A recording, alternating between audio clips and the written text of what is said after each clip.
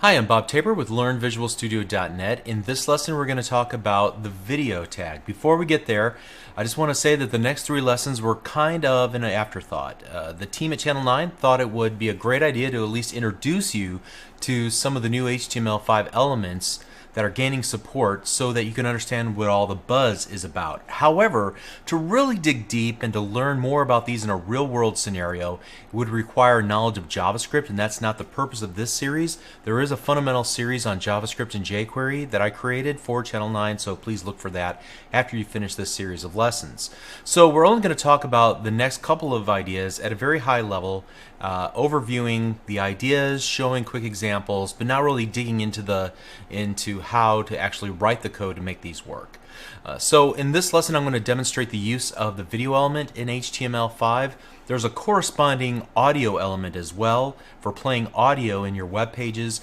Once you learn how to use the video element, the audio elements, syntax, the attributes that are available are very similar, so I'm not going to take the time to go through the audio element. Just keep in mind that it's very similar to the video element.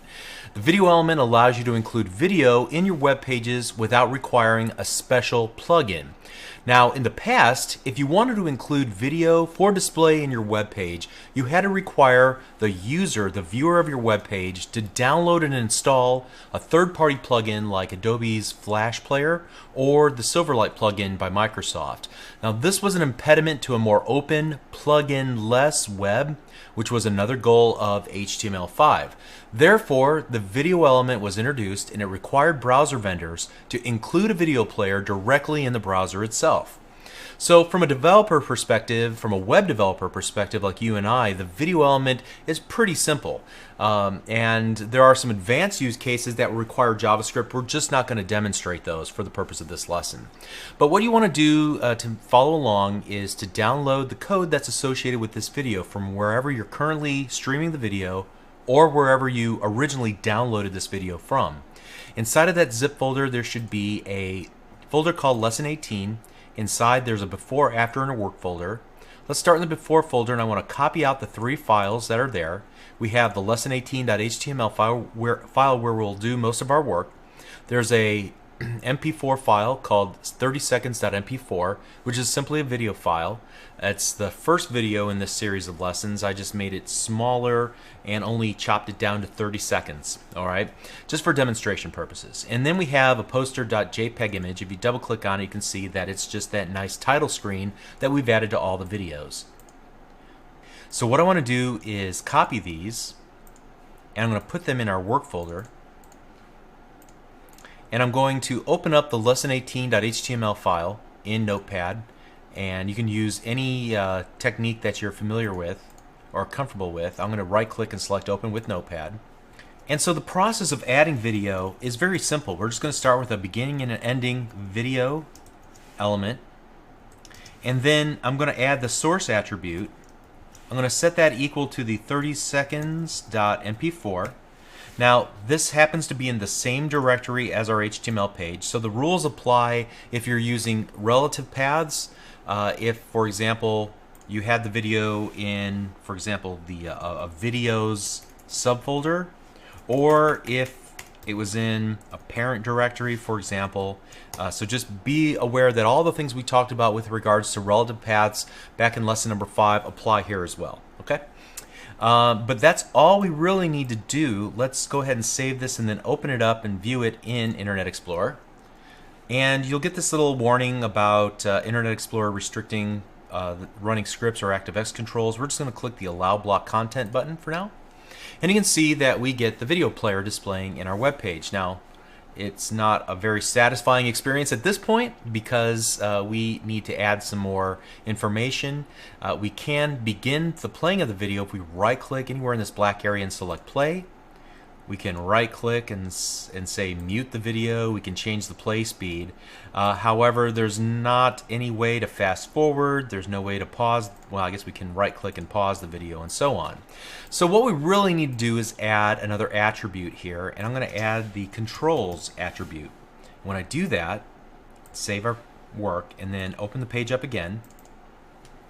This time, when I hover my mouse cursor over, notice that it gives me a control bar, a play button that toggles as a pause button.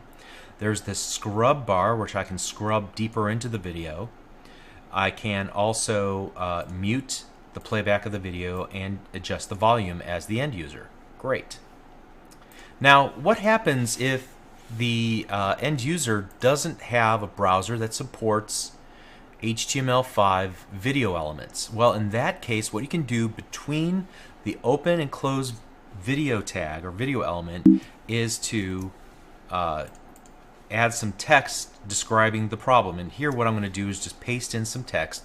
It says, unfortunately, your browser cannot play the video format. You may right-click this link and choose Save As to download this video instead. Okay. In fact, we might want to put that in a paragraph. That might be better. Okay. So this will display instead of the video in those cases where somebody's using an older web browser or a browser that doesn't support our video file format. Okay, and so let's continue on. There are a couple of other things that we can do. We can change, for example, the width and the height of our video player. So I know that if I were to change the width and height to 960 by 540, that it'll keep the aspect ratio the same, but it'll stretch the video to be much larger on the web page, and it does.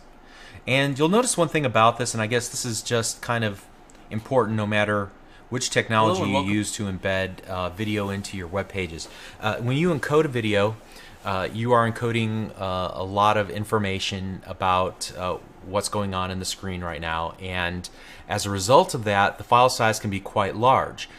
If you were to change the size of the video encoding and make the height and the width smaller, it would require less information to be encoded in the video. And so the ramification is this: as we take a video that was encoded for a smaller playback experience and we expand it out, we stretch it out, each individual pixel has to cover more space, and therefore you get this cloudy effect that you might see if you're playing this back and working through this example like I am. The reverse is true as well. If you have a very large video, something that's been encoded for 1280 by 720 or even larger, and then you were to reduce the size because you only wanted to take up a small footprint on your web page, you're really encoding more information than is necessary for the playback experience, and you're wasting a lot of bytes, and it's going to be slower than it needs to be for the end user. So just be aware of what size you ultimately intend your videos to be played in, encode them to that correct size, and that'll get it closer and sharper for the playback experience. All right? Okay, so let's go ahead and continue trying new things. Like, for example, what if we want the video to begin playing automatically as the user begins or loads the web page? Let's just go ahead and refresh. And you can see by adding the autoplay attribute, the video begins playing right away. Hello and welcome to this. And they can still control the playback experience. You know what? For now, I'm going to remove the width and the height. And also, what I want to do is remove the autoplay for the moment. And I want to talk about this poster attribute. You can see I'm kind of referring back down here. I have an unordered list of things that we can add. We've already looked at width and height and autoplay. We can use muted if we want the video to start with the muted option chosen, or loop the video for continual playback. There's also this preload. It'll start downloading the video immediately so that it's ready when the user wants to play it, which is a very useful attribute if you're streaming a large video and you don't require them to play it right away. You can at least begin the download process even before they put the play button, so there'll be a more immediate playback experience. In our case, what we're going to do is set the poster equal to our poster.jpg file, and we would expect to see that in the web browser prior to the playback of the video. However, we don't see that. And the reason is because the poster will continue to display as long as the video is downloading from its target web server. And because we're running this video locally, it loads into memory instantly off of our computer's hard drive. So we don't see the poster in that case. But if we were to upload this video to a server and then try to download it, we would see maybe for 2, 3, 4, 5 seconds, however long it takes to download the video, our poster image would appear. Okay? And I think, let me think for a moment here. I think that's all that I really wanted to say about this for now. I would just invite you to try different combinations and learn a little bit more about this. As I note, there's no video codec format in the specification. Internet Explorer supports the very popular H.264 codec that typically is encoded in .mov or .mp4 movies. Apple also supports this.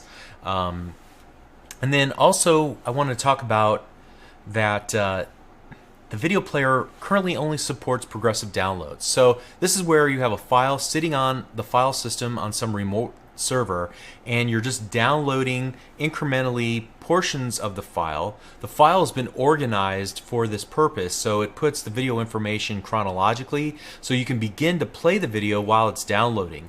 But that's different from having a media server serving up video that allows you to skip ahead and skip back on the timeline.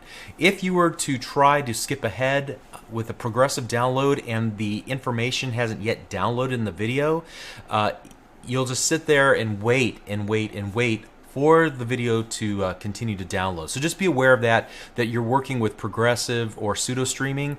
You're not working with true streaming that would require a media server, so you're not using protocols that are common to streaming like RTMP and its various formats as I've noted here. And then also there's no digital rights management. So if somebody comes to your video file and they want to save it to their desktop, all they have to do is right click and choose Save As. If you were to use true streaming, there would be no way to do that, at least no easy way to do that, to pull all the stream bytes together and assemble them in a file and save it onto the local hard drive. All right, so just wanted you to be aware of the difference there. Okay, so to finish up, to really utilize the video element, you'll probably want to script the control using, or the element using JavaScript. It'll allow you to programmatically change the playback experience, change the controls that you see appearing at the bottom, to sync the playback of the video with other on-page interactions, maybe text that'll be shown, hidden or shown on the web page, and so on as the video is playing back, which is really neat. And so again, after you master HTML5, move on to JavaScript, learn about that, and then there are plenty of great resources on the internet that can explain to you how you can create a rich interactive experience using JavaScript with the video element. All right, thank you. We'll see you in the next video.